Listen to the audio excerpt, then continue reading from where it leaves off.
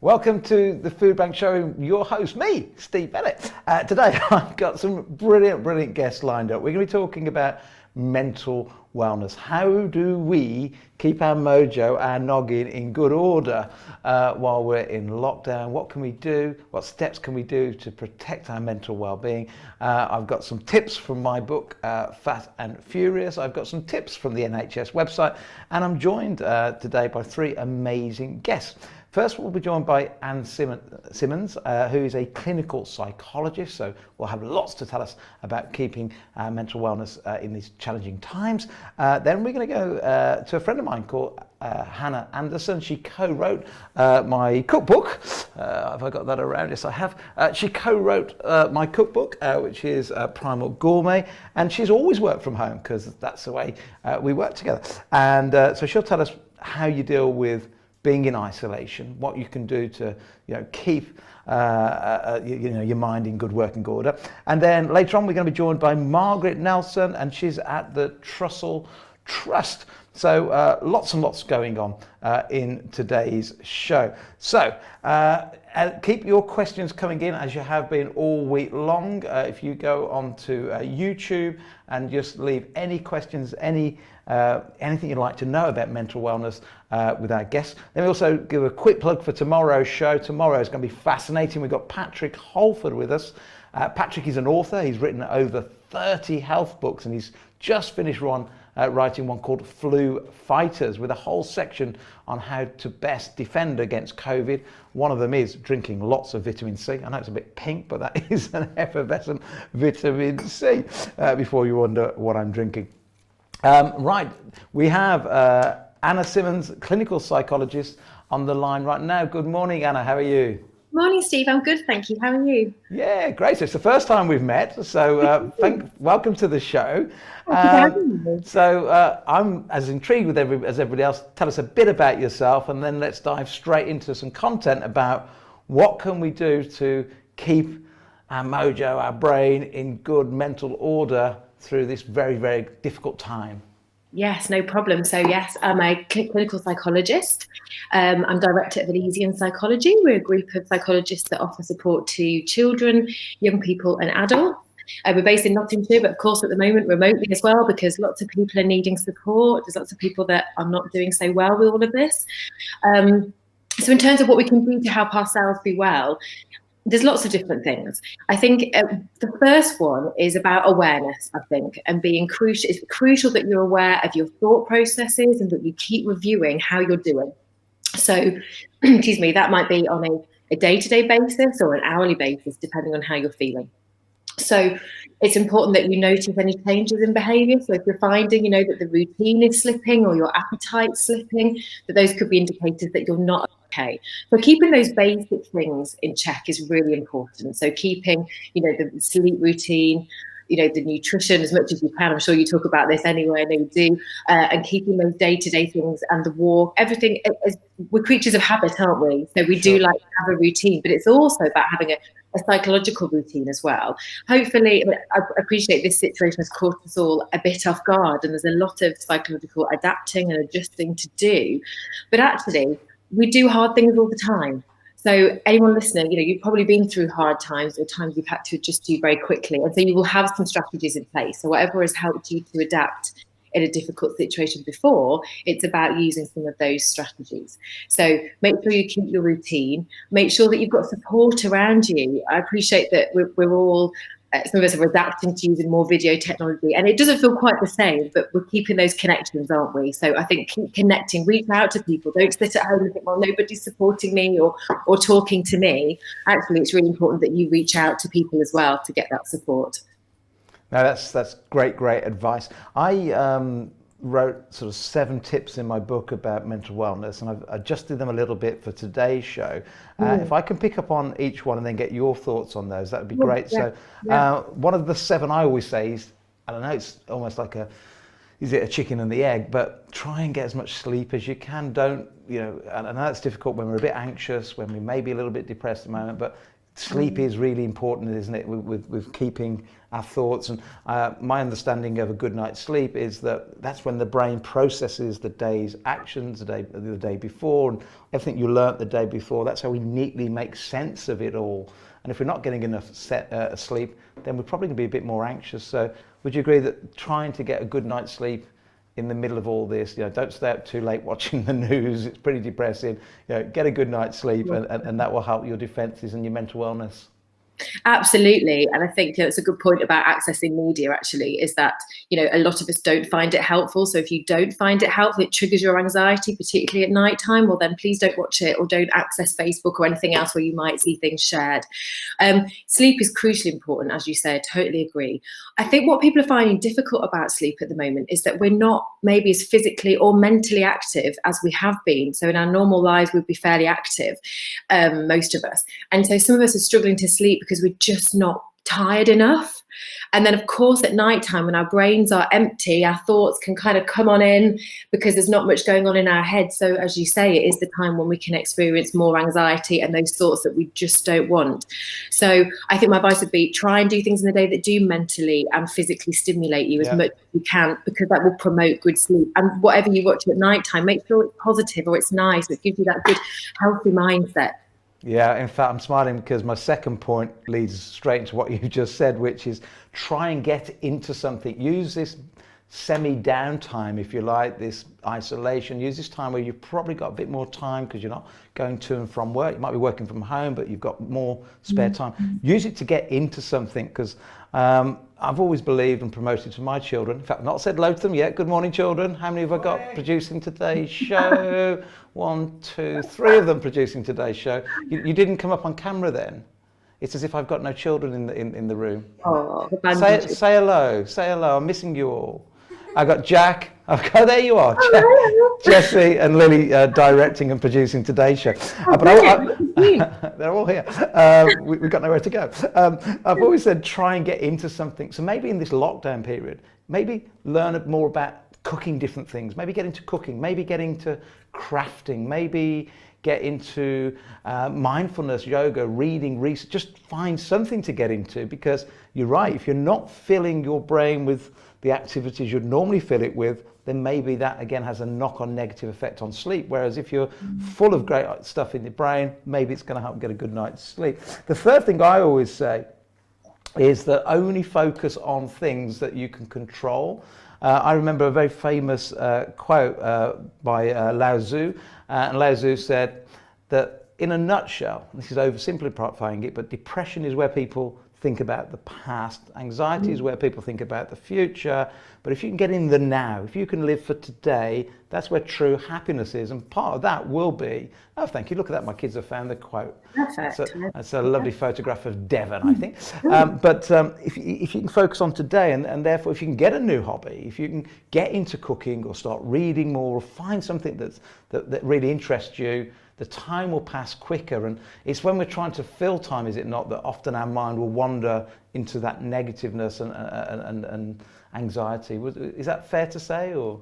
Oh yeah, absolutely. You've summed it up beautifully. I think we all experience negative automatic thoughts, which are those thoughts that just creep into your head, that pop in, that don't seem to come from you. And they do come from us, but they're just the negative thoughts that can niggle at us or nag at us. And actually, when our minds are busy, the thoughts can't get in. So it's really important that your mind is kept busy. I appreciate we can't do that all the time, but definitely picking something. I mean, you mentioned mindfulness, and actually coming into the present moment, which fits with the Lao Tzu kind of quote beautifully. A lot of anxiety and the sense of feeling out of control, which is often a response to anxiety, is about what if. So what if I'm stuck in the house for 4 months? What if I get poorly, or my family do? And actually, all of that is the future kind of predictions, isn't it? That we have no idea whether they're going to happen or not. So when we bring our minds very gently and kindly back into the present moment, usually most of us can look and say, well, actually, everything is okay right now. If you check with yourself right in the moment, is everything okay as you are sitting and breathing right this second? Yes, probably. So rather than what if that and ruminating on the past, because of course with more time, a lot of us are going to do some emotional processing are things that we've just not processed before, because maybe we've not given ourselves time. So if you do find that your brain wants to review some past things or go over some difficult situations, there's an element of letting it do that, because we do have time, and allowing the processing to happen. But that has to be counteracted with the balance. And I would say do processing if your feelings and your emotions want you to do that, but then do come back into the present moment by doing something like you say, maybe cooking or being alive, and all those thought strategies I've just reminded you to do. Those in combination would be great. Yeah, in fact, you just reminded me of something again that I teach my children, and I've got 7 of them, by the way. So Wow. I rarely have downtime. So this is a holiday in one sense for us, all spending time together making this show. But one of the things I say to them is, look, there's facts, and the facts are, for example, there is COVID, and we should keep our distance, and we should wash our hands. But then there's also fear, and I always teach my children that fear is actually an acronym for false expectations appearing real, and therefore, if we spend lots of time in an anxious way thinking about the future, what if, whereas if you focus on today, most of those things you're going to think about, they're false expectations that appear real, that might not happen. Therefore, just focus on what you can control, and what you can control is sort of getting your diet right. What you can control is getting a new hobby, going out in the garden. Gardening's a great one at the moment, because one of the best defenses against COVID-19 is vitamin D. And certainly today and this weekend, we think the sun's going to be out. So I'm not talking about getting burnt, because that's going too far, but get out, expose your body to a bit of sunshine, get some vitamin D inside your body, because that as well does 2 things actually. Vitamin D, it will help defend against viruses. It also releases more serotonin, and serotonin, if you like, is like a happiness hormone. It's not quite a hormone, it's actually a neurotransmitter, but what it'll do, so get out in the sun, get gardening, do those things that you've been putting off, procrastinating, and just enjoy the fresh air. Obviously, you've got to stay your social distancing, but yeah, get into something, I think, is the message there. We've currently just lost Dr. Anna Simmons. And while we get her back, I've touched on. Oh, we've got Anna straight back. So, hey, good. We've got you back. What happened? I don't know what happened then. It's technology. I think the whole internet's been absolutely tested to the max at the moment. Breaking him. And can you imagine what would have happened if we'd have had this, say, 50 years ago, without the internet, without Skype and Zoom and all these things? And in fact, my next point on things to do, on my 7 points for mindfulness and mental well-being, is get out and talk to people, but you can't physically do that. So how do we maybe talk to somebody we haven't spoken to for years? Go through your little black book or your contact list and go, oh, I've not spoken to Auntie Jean for a while. Maybe write a letter, maybe get on the phone, because that connectedness, am I right in saying that sort of that social well-being of talking to others and just that human interaction, although it's a bit different at the moment, is so important for keeping us mentally well. It is, and it also gives us a sense of self-worth as well. So, when we spend the time getting in touch with us, we feel quite special, don't we? I had a meeting yesterday from an old man from years ago, and I thought, how lovely to hear from him. So it's an opportunity to reconnect with people that we've just lost touch with.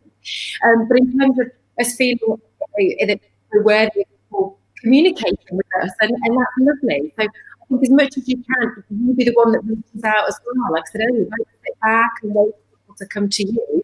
Yeah. You actively reach out and take an active role in that. Yeah, in fact, so if you look at the top 5 tips for mental wellness on the NHS, they say connect with other people. Number 1, be physically active. Well, we need to obviously get out and walk, but obviously that one's a little bit more challenging at the moment. Learn new skills. So even the NHS are saying the same as us. And give to others is their number 4. So, and then number 5 is pay attention to the present moment, to mindfulness. So 2 of the 5 for the NHS are actually around connecting with other people. And I think that giving part is really, really important. I always remember a story, and I can't remember the gentleman's name now, but he was sailing around the world, an Englishman, and his biggest competitor was this Frenchman, and they were in this race around the world, and they didn't get on. In fact, they really hated each other. But over the radio one night came a distress call from the Frenchman, a mayday call. His mast had broken, his boat had capsized, and he was on death's door. And the Englishman, I wish I could remember his name now, it might have even been Pete Goss, had to turn around into the eye of the hurricane to go back and help survive his biggest competitor, somebody he didn't like before. And the story in his book goes afterwards that after that they built a nice friendship. But he said that he was on death's door himself in this hurricane, locked down in his sailing boat. And he really thought the end had come. But the turning around his boat, going into the eye of the hurricane, he believed actually saved his life, because his focus now was on somebody else rather than himself. So that whole story of, focus on others, phone a friend, send a letter. You've got time to sit down and craft a nice letter to a loved one or somebody you've not spoken to for a while. So reaching out to others, rekindling relationships maybe is a good way to get the days past and keep mentally well. Yeah, absolutely. I completely agree.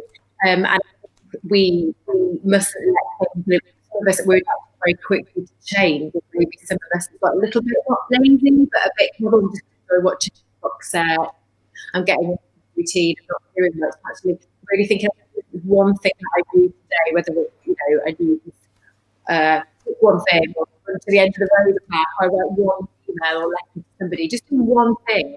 It's all you have to do to elicit change, isn't it? Just think, I'll do it for this day. Just this one day. Or I'm going to stop. If you want to give up, for example, like caffeine or whatever, it's hard time to do that. But you would have the mentality of, I'm just not going to have that coffee today. Don't worry about tomorrow. The present. What's the one thing I can do today that's going to be a positive step? I'm going to look at the computer because we've got quite a lot of questions coming in, Anna. So Dean says, good morning, hope everyone is well. Dr. Dan Maggs, I think a good friend of yours, says morning everybody. Nicholas says, if I'm feeling sad, lonely or anxious, what steps can I take? And I guess it's the answer to that, Anna, is the sort of things we've been talking about. Sad and lonely, go through all your lists of contacts, send somebody a letter, get on the phone to them, try and use all the new technology to stay in touch. And I think it was Dr. Dan actually the other day that said, as long as you're social distancing and keeping your 2 meters, even over the fence, still talk to your neighbours, as long as we're keeping a safe distance, let's be more social than ever. And of course, the whole purpose of these shows is to raise money for the food banks. Think about how you can support your local food bank. Is it making a financial donation on Just Giving? Is it dropping off food in the supermarket? That focusing on others may be a good step. Primal says to donate to the Trussell Trust food banks to help those in most need right now, please head to justgiving.com, fundraising and the food bank show. Georgia Lenora Garson says, do you have any tips on feeling of guilt on the days when you can't quite feel as motivated as normal? Georgia, that's a great question. My family, we have days. I had a few glasses of wine last night. I know I shouldn't. How do you deal with those little bits of dips in your sensibility and your guard, I guess, on days when we're not doing all the things we maybe should be doing? That's a good question, hey? It's a really good question. And I think it probably ties into the previous lady who was talking about being sad and anxious and lonely. I think be kind to yourself. So like I said earlier, there's a balance between pushing ourselves and thinking, what can we do?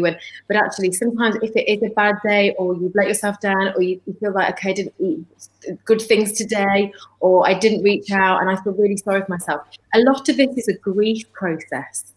So a lot of us are grieving for the life that we had, the life that we currently have, and we've got what's called anticipatory grief. So we don't know what our futures are going to be looking like very soon.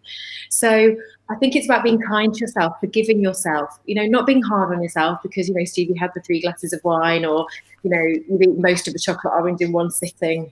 which is something I would never do.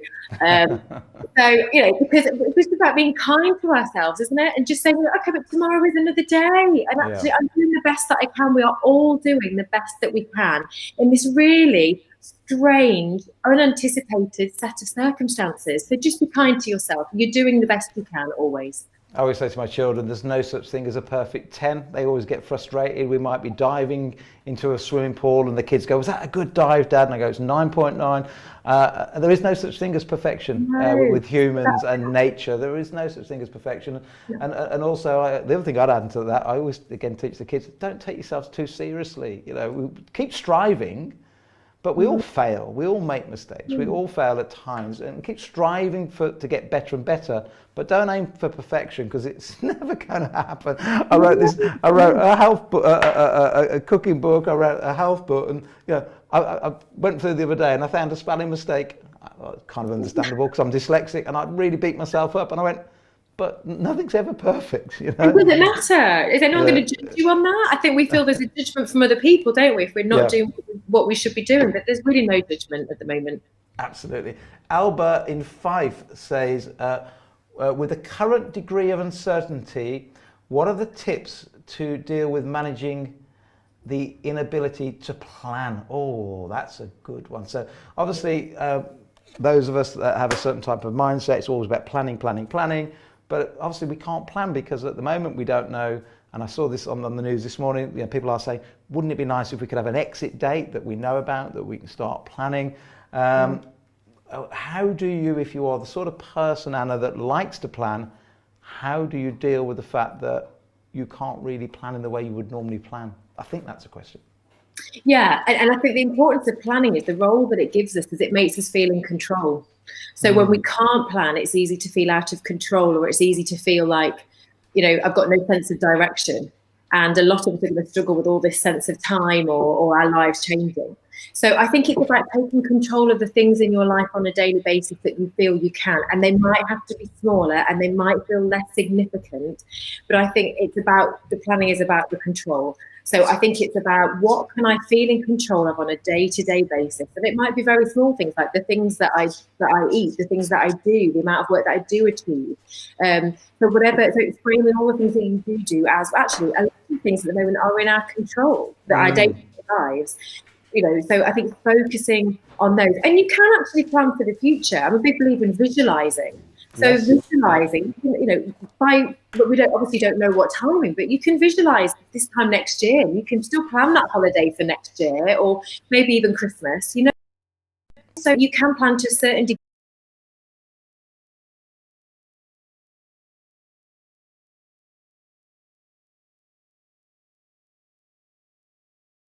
Work in the background. I have no monitor chat, by the way. Are we back up? Sorry about that, we're a little bit of a system failure there. Let me tell you a little story. The question was, if you're the sort of person that likes to plan, how can you, what can you plan when we don't know when we come out of this? And that was a question by Albert in Fife. Let me tell you a little story. About 4 years ago, I did a crazy thing. I walked to the North Pole with my son-in-law, with a guide and with a doctor, and the four of us got dropped off on the 89th degree by a Russian helicopter, and over 10 days we walked all the way to the North Pole. Sadly, our doctor got frostbite and didn't make the end of the trip, so there's only 3 of us, and we were locked down one really cold day. It was -14. We were inside the tent, and Alan Chambers, who was our guide, I said, tell me some stories about how you do planning. He said, well, let me tell you what we did on the longest journey. And the longest journey he ever did was, he was the first person to ever walk from Canada to the North Pole. A really hard trip. But what he found with his team, and they were getting really scared about how long the trip was going to be. So when you get like an ordnance survey map and it folds and concertinas and concertinas and concertinas, what he did was he ripped all those maps vertically, and he only showed one bit at a time. And his point was, if you look at the entire journey, it's scary. So if you start to think, well, we're going to be locked down for 3 months, how am I going to cope with this? You become really anxious and so on and so forth. The advice I give to my children is this: don't think about the entirety of it. Just think about today. Let's chunk it up one day at a time. What can I do today to help my mental wellness? Now, we've talked about some things already. Another great comment is from a Barry Wiggins. He said, 100% agree with the advice earlier about getting in contact with somebody you haven't for a while. He's been in touch with somebody that he hasn't spoken to for 35 years, and that rekindling that relationship, he says, has made him feel much, much better. So what can you do today? Think about today. Don't worry about tomorrow. Let's not worry about how long lockdown's going to be.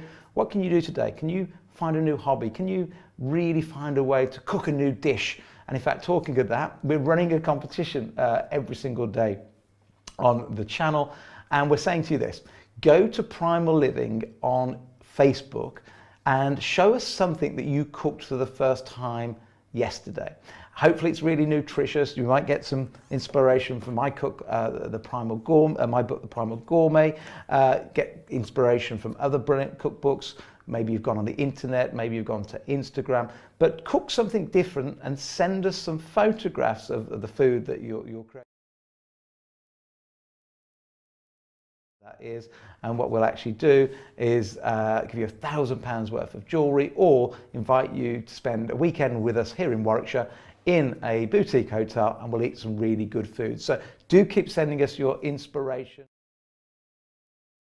And some great recipes from many of you, so thank you very much for doing that. So here's my 7 tips.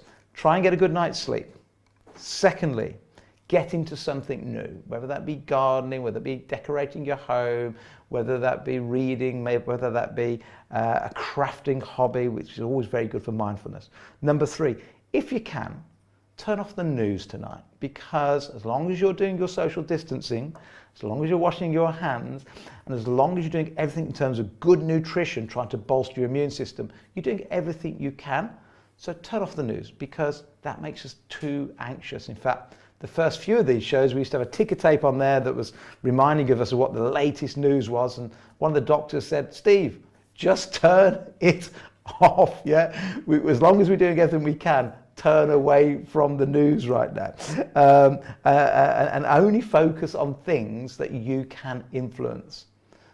That was number 3. Number 4, do something for others. How can you help others? We know that one of the great things for mental wellness is thinking about others. What can you drop some food off to your local food bank? Can you drop some food off to a neighbour that maybe can't get out to the shops? What can you do to help others? Number 5 on my list is good nutrition.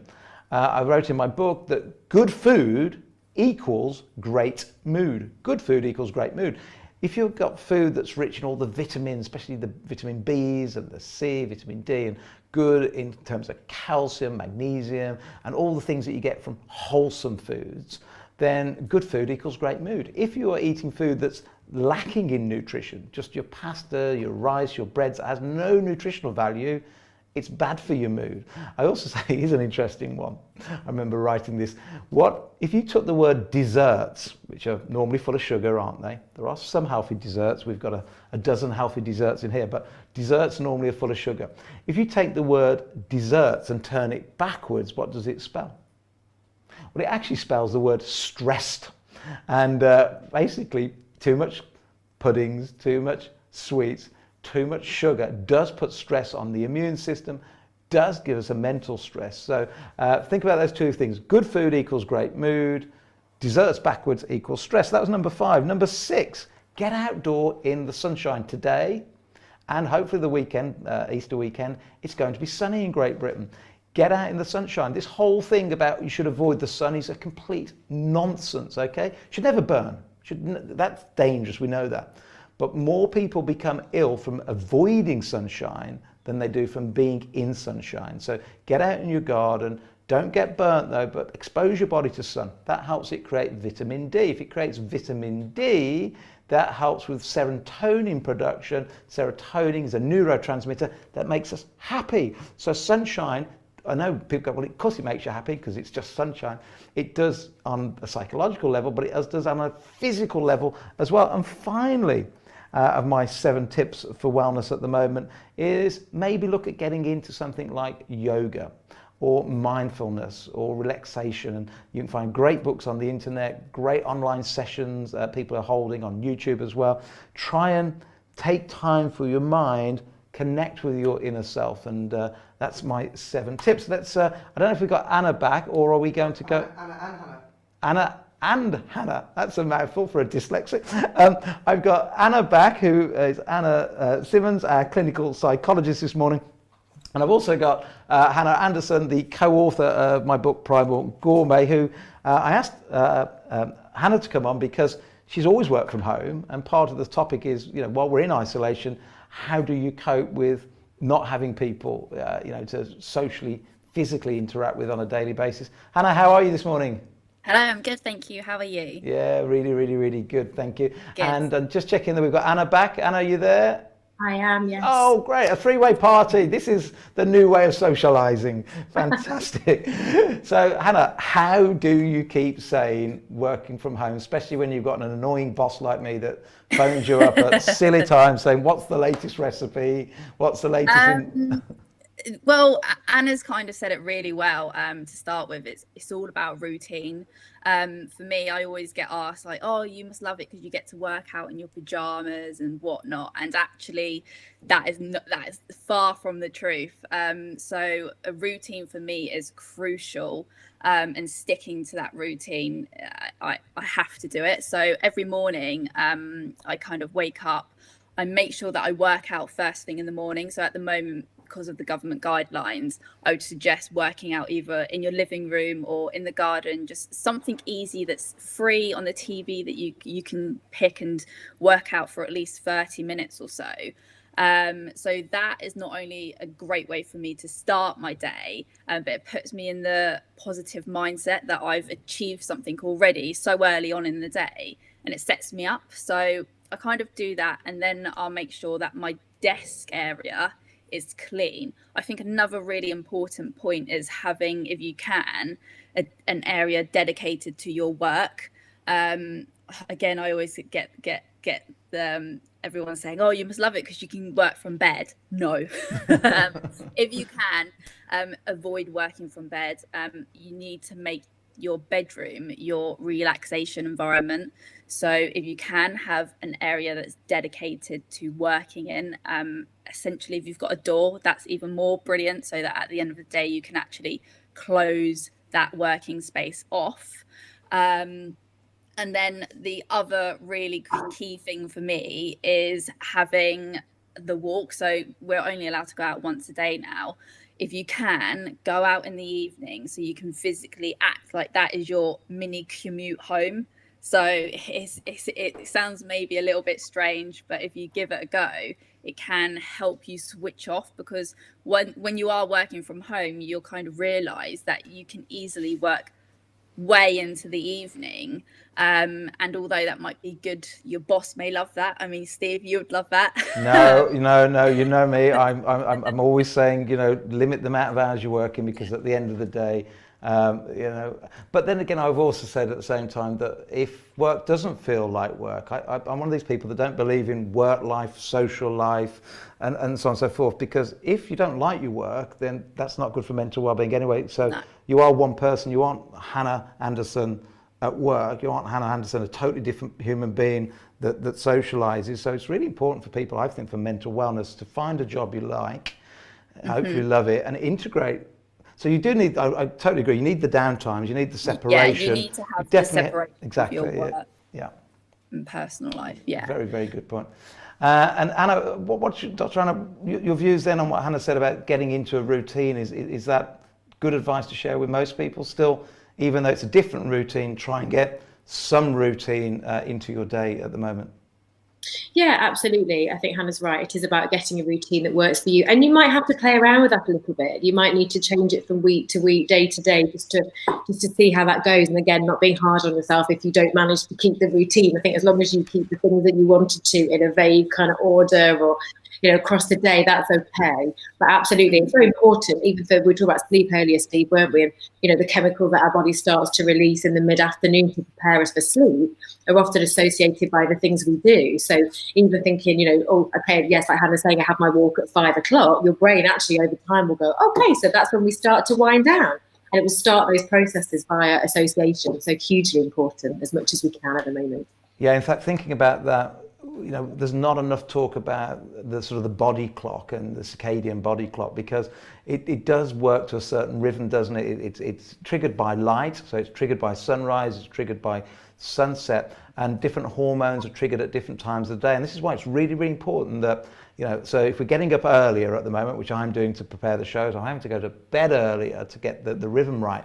But also what we were taught by Dr. Robert Lustig earlier in the week was that, we shouldn't be looking at any screens whatsoever in that last hour before bed. So because the screens hamper the hormones that we need to get a good night's sleep. So reading's good, but TVs, laptops, iPhones, that last hour, let's try and avoid that. And also by avoiding that, we're avoiding the negativity of the news. And sadly, the news is nearly always negative, because that's what sells newspapers and news stories. So that last hour, let's get off our social media, other than interacting with friends, but let's try and down the screen time, get a good night's sleep, get into a routine. That seems to make a lot of sense. And loads of questions coming in for both of you. So I'm going to try and go through some of those.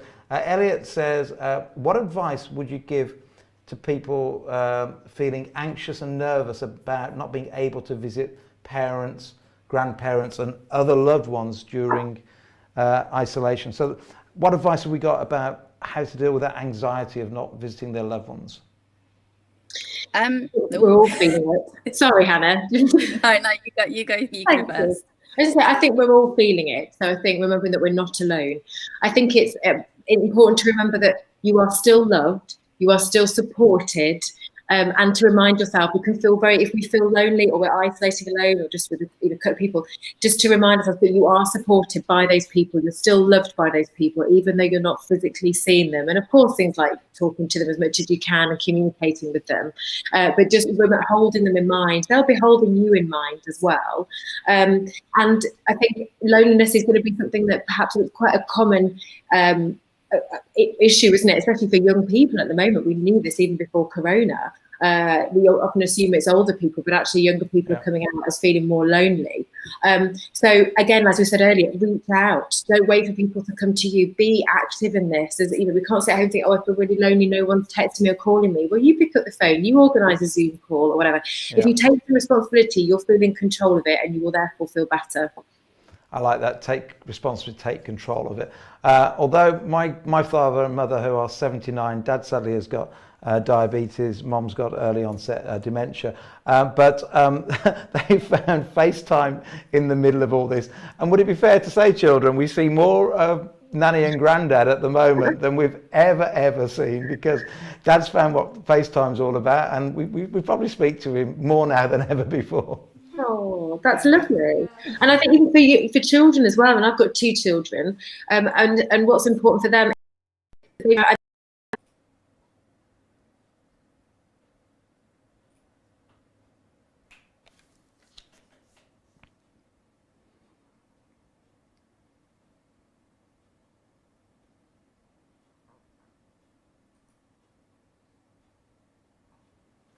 Welcome back. We just had a little technical hitch there. We've been going for 9 days now. We've only had one of these crashes previously, and we had 2 today, and I think that's just more and more people maybe using social media with the Zooms, maybe more people using social media to get in contact with one another, and we fully understand that. So thank you for bearing with us. I can see we've still kept an audience, so we will be dialing back into Anna Simmons and Hannah in a moment. Today we're talking about mindfulness, and let's also remind ourselves the entire premise of the Food Bank show.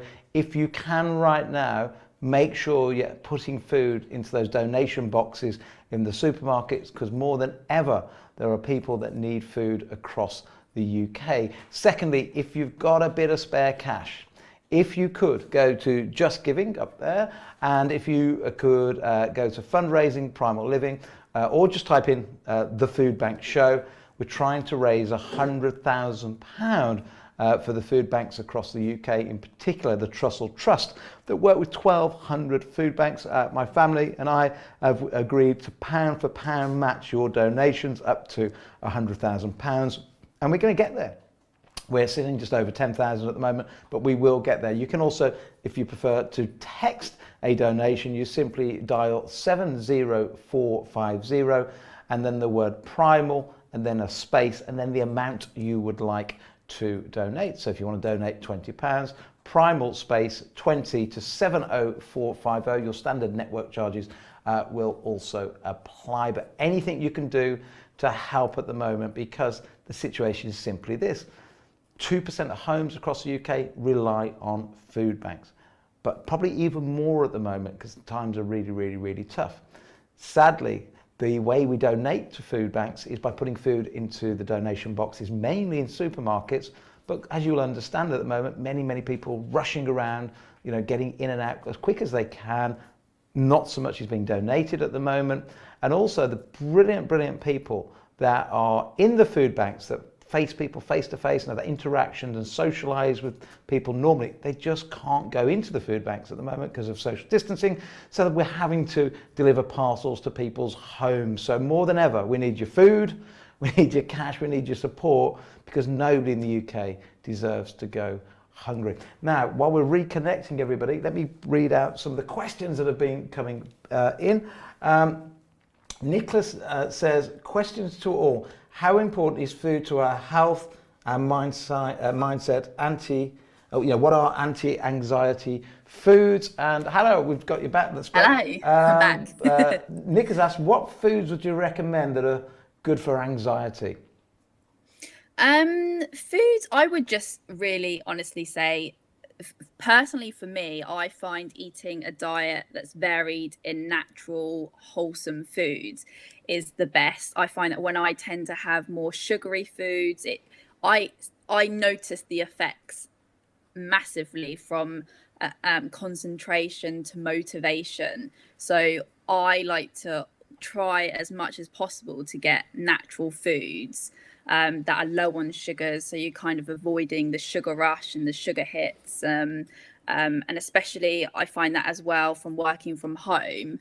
My diet is probably one of the main things that keeps me motivated and my concentration levels on point.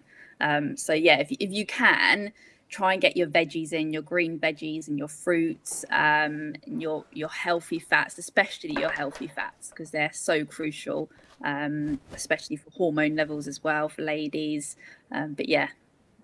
Hannah co-wrote the book Primal Gourmet. What recipes have you been working on over the last week or so, Hannah?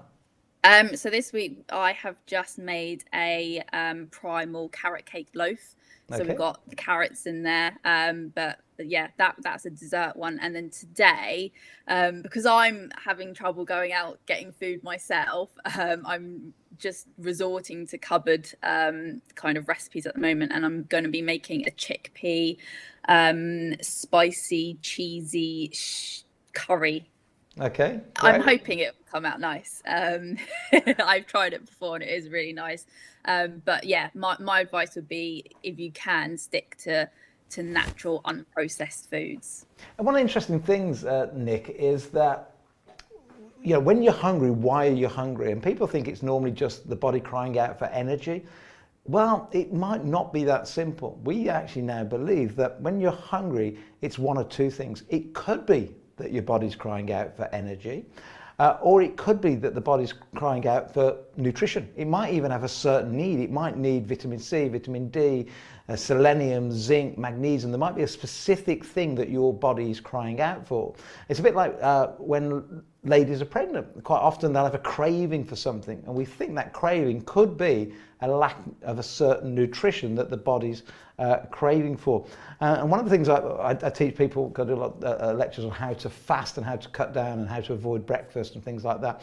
And I say that when you get up in the morning, if you feel hungry, it could either be that your body's looking for energy or that it's looking for good nutrition. So it might be that just taking your supplements in the morning or having some broccoli or some cauliflower, that's what it's actually crying out for. And in fact, Chris Patterson, who is a ambassador for the PHC, which is the Public Health Collaboration, says, responding to Nick, says, Nicholas, magnesium rich foods are good for anxiety. So anything rich in magnesium, is like good your for leafy anxiety. greens and whatnot. But again, magnesium and zinc paired together before you go to bed is also really crucial for stress levels, anxiety levels, because it just all relates back to sleep and sleep quality. But yeah, magnesium rich foods definitely. And let's keep reminding ourselves what doctors are saying to us at the moment. Social distancing, of course, number one priority. Second priority, keep washing your hands. But the one not enough are talking about at the moment is what can you best do for your family indoors? And that is, without a shadow of a doubt, we've heard it from virtually every single nutritionist this week, virtually every single doctor this week, the best thing you can do is eat nutritionally dense food, because your immune system, in fact, you are what you eat, and your immune system, the thing that's going to help you fend off this dreadful thing should you land in your family, is your immune system. And if you're overweight, diabetic, if you've got high blood pressure, you've already got a weakened immune system. So the best thing you can do is turn to real food and almost grab this by two hands. And back to talking about mental wellness, one of the best things you do, according to the NHS, is learn new skills. It's in one of the top 5 tips from the NHS for mental wellness. Well, could that new skill be turning all those things you've watched with Jamie Oliver, you've watched with all the different brilliant chefs over the last couple of years? How about now trying some new recipes? Hannah, what new recipes are you're daily adding recipes, aren't you, to Primal Living's Instagram page?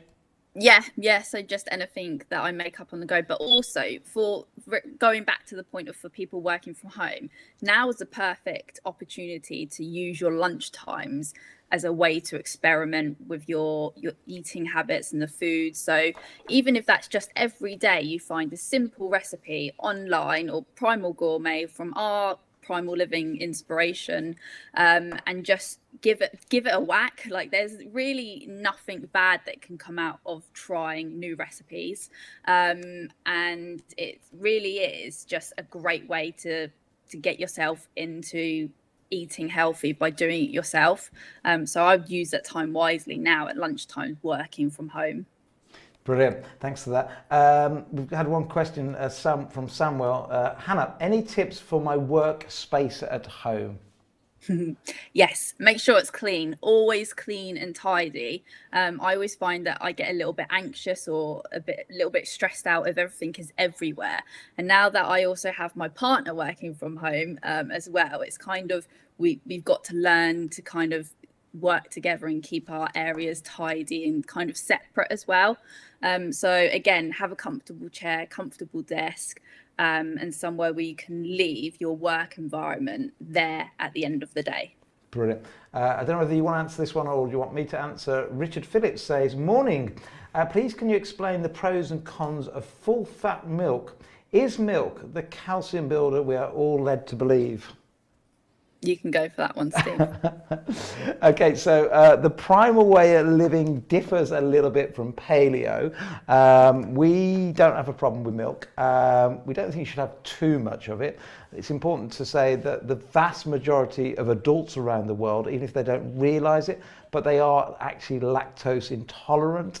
So they do believe something like 90% of adults are actually lactose intolerant, just don't realise it. But if you're not and you don't have IBS or any problems like that, then a little bit of milk is not a problem. We're certainly not anti-milk in any way.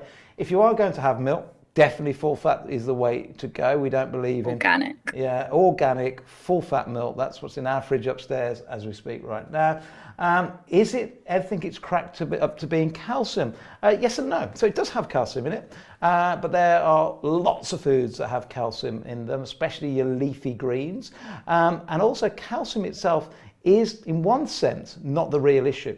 If you don't get sufficient vitamin D, and you can get that by being out in the sunshine, you can get it from certain food types, you can get it from supplements, and the NHS at the moment are recommending that every single adult in the UK takes vitamin D supplements, certainly through winter months.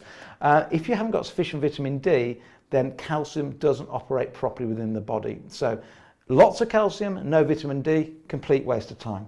Small amount of calcium, plenty of vitamin D, and then they biochemically work together to help you be healthy. So hopefully that helps. Now it is 10 to 11.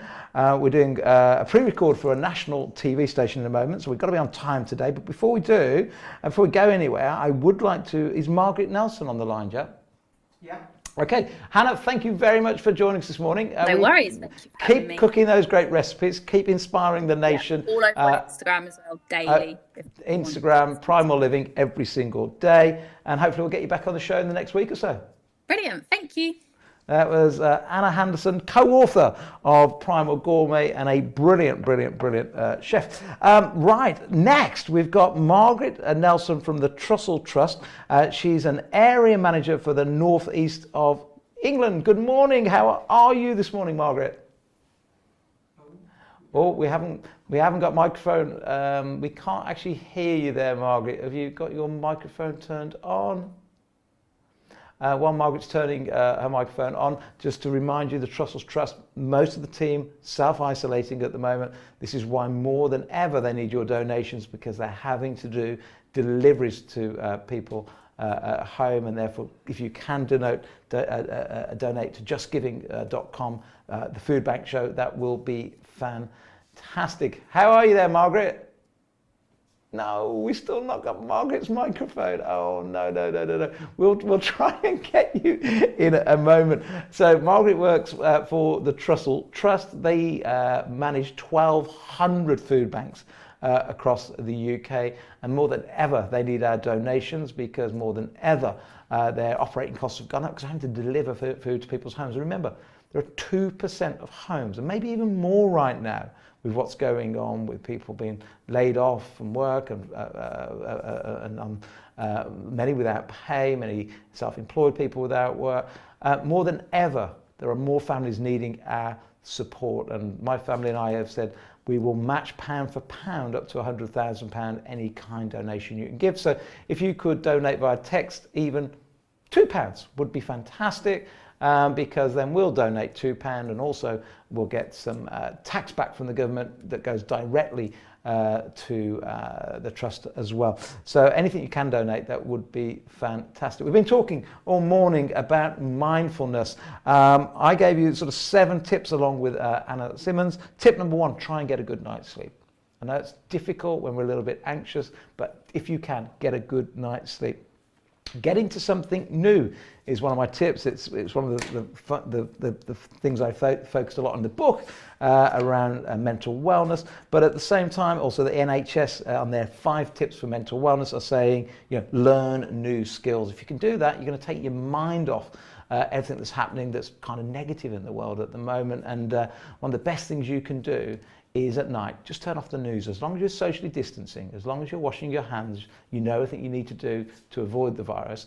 Tune into us every day at 10 o'clock, where we give you tips and hints and speak to doctors and specialists about how do we bolster our immune system, because having a strong immune system, as strong as it possibly can be, is the best thing that you and I do have control over should we get the virus into our home. Next thing is to try and do a Chinese proverb from Lao Tzu, which is, if you're depressed, you're thinking about the past. If you're anxious, you're thinking about the future. To try and be happy, just think about today. Don't think about tomorrow, just today. What can you do new today? What new thing can you do? Who can you reach out and talk to that maybe you haven't talked to for a while? Because also one of the 5 things the NHS tell us for mental wellness is to connect to other people. That's one of theirs. And another one is give to others. So who can you reach out to today? Who can you say hello to, albeit maybe via the phone or albeit through social media? Who can you contact that maybe you haven't spoken to for a while? We had a comment from a gentleman called Barry earlier on that said he reached out to somebody that he hadn't spoken to for 35 years and it made him feel great. So try and contact people maybe you haven't spoke to for a while. And my top 7, getting out in the sunshine. Back to the thing about calcium, which is a great question that we had up from Richard. Back to calcium. Calcium, for example, is absolutely pointless in the body if you haven't got vitamin D. The best way to get vitamin D is to be out in the sunshine, yet don't get burnt. So stay out long enough to get sufficient vitamin D, but not too. You all know your own bodies really, really well. So if you normally burn, say after half hour, go out for quarter of an hour. No suntan cream, quarter of an hour.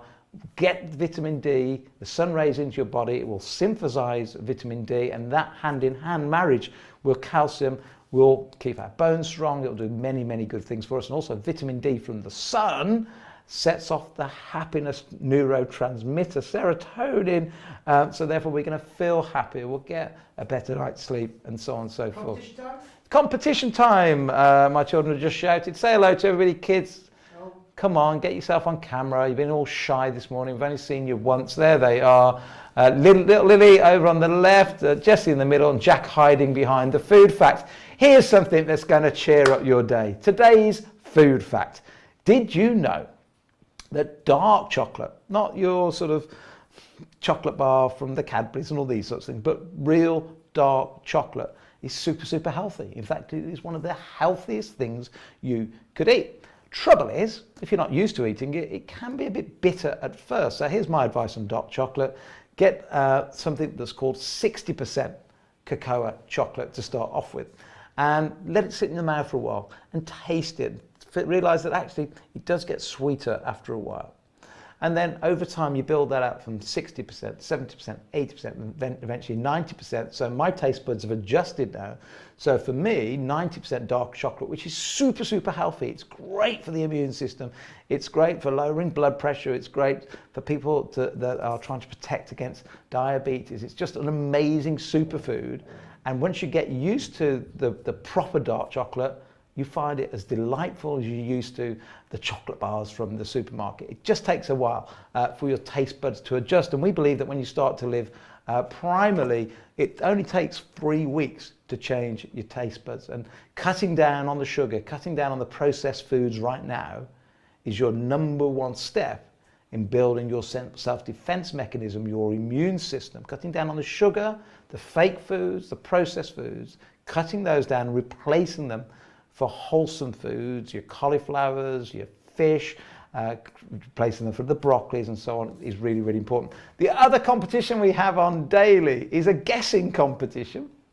And we ask you to guess how much something turns into sugar inside the bloodstream. So we're not saying oranges are bad for you, because actually oranges eaten the way they're supposed to are full of fiber. They've also got some vitamin C, not as much as you would think. In fact, a yellow bell pepper has 5 times more vitamin C than an orange without all the naughty sugars. But an orange on its own is okay. But if you were to just juice it and therefore not get the benefit of the fiber, does it turn into sugar? Well, it does. The question is how much sugar? And in fact, Jack's told you the answer there. It's 8.6 spoons. So if you were to have a small 200 ml glass of orange juice, and this is why dentists don't recommend orange juice in the morning, it is full of sugar. That's going to wreak havoc with your microbiome. That's going to wreak havoc with your immune system. Whereas if you were to have the orange as an orange was intended with the fiber, then the fiber, even though you've still got the sugar in there, will give some protection to your guts. Tomorrow's, Jack, it's a bit of a trick question actually tomorrow, Jack. How much sugar do we think is in an egg? So we've had a go at the cereals this week, and we've had a go at the bread this week, and we've just had a go at orange juice, we had a go at apple juice, and we've explained how much sugar that turns into inside the body. So now it's time for the good news. How much sugar does an egg turn into inside the bloodstream? How much glucose does it produce or deliver to the bloodstream? We'll tell you the answer to that one tomorrow. Let's see if we've got any more questions coming in. Nick says, what can someone with limited mobility do? Well, so that's our last question today, because it is now 11 o'clock. With limited mobility, Nick, depends on what the mobility problems are. If somebody can walk, then walking is a man's best medicine. But there are lots of, if somebody has mobility issues from the waist down, then there's lots of exercises people can do, with their arms and upper body and so on and so forth. I think it's a real difficult one to answer, other than saying there is nearly always, not always, but nearly always something you can do for mobility. And there's lots and lots of great advice out there on the internet. Till tomorrow, it's been great having your company to Dr. Anna Simmons, the clinical psychologist that joined us earlier. Absolutely fantastic discussion there about mental wellness. To Hannah Anderson, co-wrote author of Primal Gourmet, some great advice about clearing out that workspace at home. We tried to get Margaret Nelson on for the Trussell Trust, but we were having a few microphone problems. We'll try and get Margaret back later in the week. Please do tell everybody about this program. We need to make more awareness, and together we can end hunger in the UK.